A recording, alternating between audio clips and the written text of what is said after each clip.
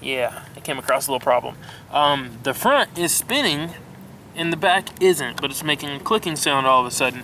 Now this is pretty rare for this Jeep, I'll be honest with you. It hardly ever blows any gears or breaks anything, other than like if a bearing gives out and I turn too sharp under throttle, sometimes I can rip the knuckles and stuff right off the axle or split the axle case. But other than that, I rarely break anything. Oh, and sometimes I'll break the rear forelink.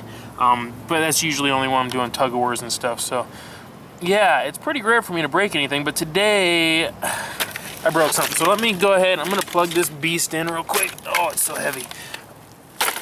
All right, let's go ahead and plug this thing in. This will give you guys a chance to kind of see what it looks like underneath, since you never get to.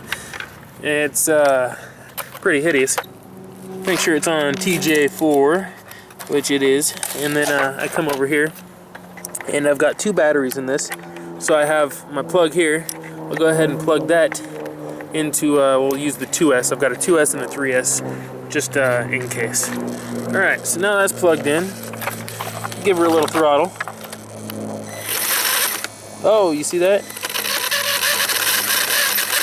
Oh, what the hell? Oh, it's taking off on me. Ah, you see that? See that, see that, see that? Listen to that motor too. That's a problem, isn't it? So, what do you guys think?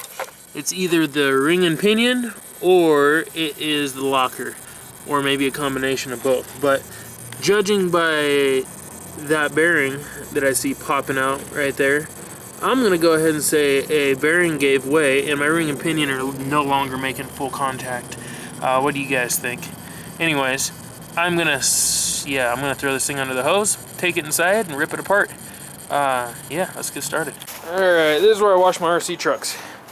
I always bring them right over here, throw them down on that bad boy, or this one, it doesn't really matter. And grab the hose here. Let's go ahead and turn her on.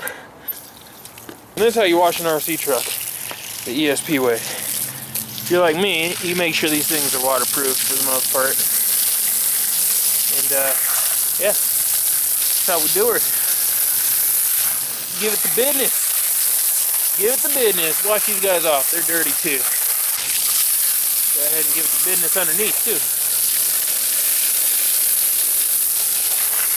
Yeah. Get it good. I don't like it when it drips mud all on the shelf. Then I bring it over here and I do this. Oh, you hear my fan just kick back on? That's funny. Alright everybody, we got the beater on the bench here. Let's go ahead and crack her open. I'm gonna just kind of go for it. You guys are gonna see how I work on this old beast, man. It's definitely different than how I do things nowadays. You know, as we progress over the years, we definitely change things and learn new tricks and tips and things like that. But the thing with this Jeep is I just never want to change it. I just like it how it is. I like it to be, it's like a time stamp, you know. It reminds me of this era in my life. We're gonna go ahead and start by taking the rear wheels off. Oh, I've got these little caps on here. Let's see what we got going on. Now, first things up, I can see that the bearing's popping out right here before we even do anything. So I'm gonna go ahead and disconnect this drive shaft. Take that and set it right there. Now, yeah, it sounds like teeth, but it engages. And it's moving a lot. I can actually pull that in and out. Alright, there we go. You can see this here. This is the output shaft for the pinion gear. And watch this. Look how much that's moving. Now if I can move that much, that means that it's disengaging with the ring gear. So we're gonna go ahead and pull that apart and see why that's happening. While I'm doing this, I'm gonna go ahead and replace some of this hardware too. I've got mismatched hardware in here from over the years. Just throwing in whatever I had laying around. Alright, pull that link down, pull that shock up. Now, let's go to the other side. I'm actually working on getting containers. I'm gonna hopefully be getting some dot boxes from cowrc here for all my new hardware, and that'll make it a lot easier for me to show you guys the hardware I use and things like that as we go through building. Because I'm gonna start doing more and more of these build videos. They take a while to get posted just because the longer they are, the bigger the file it is and all that stuff. So naturally, it's gonna take me longer to upload them. And we're just gonna go ahead and completely disconnect this rear axle here. That's not, there's not even a nut on that.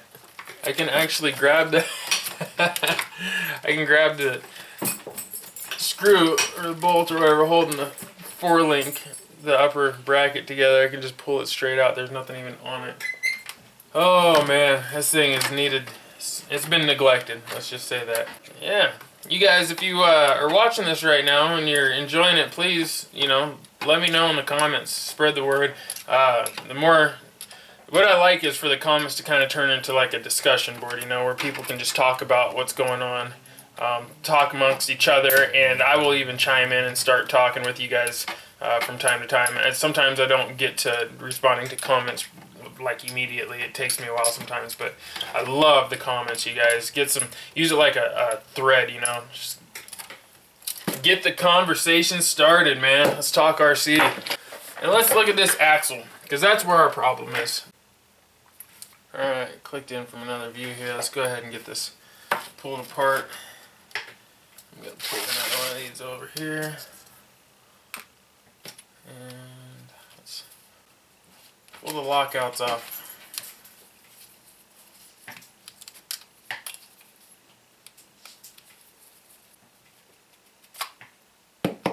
Alright.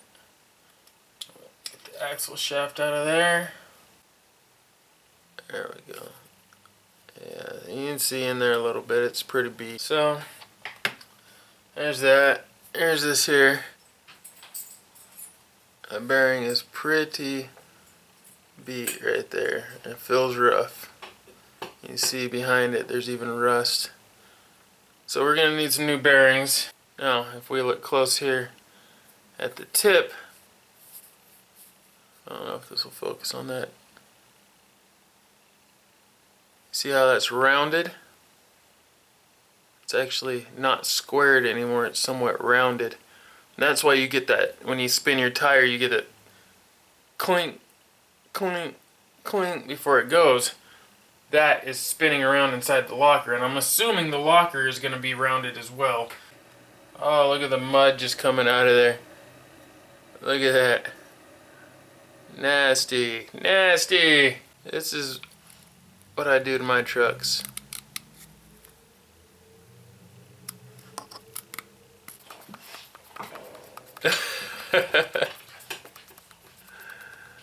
Yeah, so anyways, it's oh man, like I was saying, I haven't done maintenance on this thing for a long time, very long time. Yeah, how is that for some wear and tear, man? That's straight abuse. Look at the rust buildup on that. That's that axial HD ring and pinion gear. There's actually rust mixed in with the dirt and the grease. So let's just check for damage here. Let's see how bad this actually is. Pull the ring gear out, check the locker. Now I'm going to show you guys what I mean by how loose the lockers were here. I'm going to stick the end of it back inside there how it would normally be, and look at this. Yeah, that's not good. That translates to that much slop. That's a lot of slop. You don't want that. Because then when you're going down a hill, and even though this stops, right, the wheels and tires still roll. And that can cost you a lot, especially in a comp. So, you don't want that. That's bad. This locker is doo-doo. I'm going to need a new locker. How's the gears, though? Let's check these teeth. Actually, believe it or not,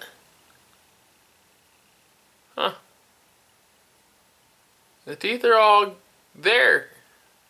They're filthy, and there's stuff in them, but they're all there.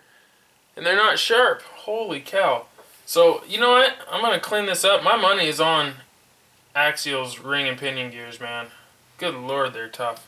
Let's go ahead and pop the pinion gear out here and take a look at that. So there was a bearing on there, apparently, at some point in time, and it gave way. And that is why I had all that slop. I was able to pull this in and out like that.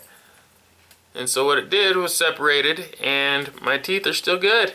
My gears are still good. I just need new bearings, and I need a new locker, and looks like I need new axle shafts as well. Alright, though, that's not all that bad. That's cool. Now at least we've assessed the damage, and we know what we've got to do. That's probably good enough for today, you guys. I'm going to go ahead and get to ordering some parts up and get this bad boy back together. Alright, thank you for watching, everybody. Yeah, let me know what you think. Since I never do build videos, let me go ahead and back this out here. Oh. Boom. Since I never do build videos and stuff like that, you guys let me know what you think. If you want to see more stuff like this where I actually dive into the trucks, you know, and show you guys the wear and tear, the nastiness, the uglier side of the RC hobby here, let me know. I mean, I'm not the best, you know, by any means. I'm no professional, like, builder, driver, whatever, you know. I'm just like you guys. I'm just a hobbyist, but I've been doing this for a long time, so I can explain some of this stuff to you a little bit. I'm not going to be the best at it. There's other guys out there like Squirrel. Squirrel does a great job of explaining how to do a lot of this stuff, and so I'm not looking to really compete with anybody or anything like that. But if my viewers enjoy this and you guys want to see more of this on my channel, let me know in the comments, and just let me know what you want to see more of, and I'll see if I can do this for you guys. If it's something that works out, maybe we can make it a regular thing.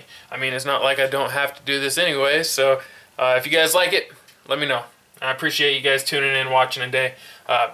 Peace, chick grease. Holla at your bidnoy. Yeah.